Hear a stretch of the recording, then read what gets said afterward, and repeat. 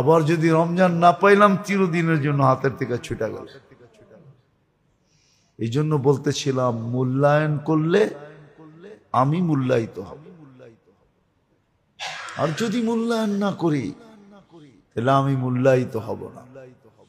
রমজান দিছিলেন মূল্যায়ন করার জন্য, যে এই উম্মত যেন এতটুকু মূল্যায়ন করে যে আল্লাহকে খুশ করে দেয়। আল্লাহর রসুল 9 বছর রোজা পাইছিলেন মাত্র। কয় বছর? 9 বছর পাইছিলেন, এর বেশি পান নাই।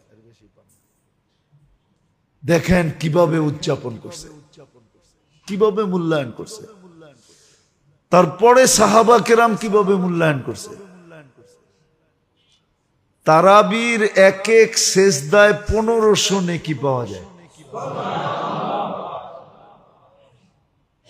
কত কত? রমজানওয়ালা নেকি, রমজানের বাইরের নেকির ওয়েট ভিন্ন, রমজানওয়ালা নেকির ওয়েট।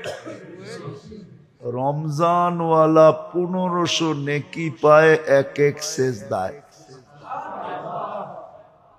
অথচ দেখবেন যা এশা পড়তে আসে, এশার নামাজ শেষ কিছু বাইরে যায়, আর 8 রাকাত হলে বাকি কিছু বাইরে যায়।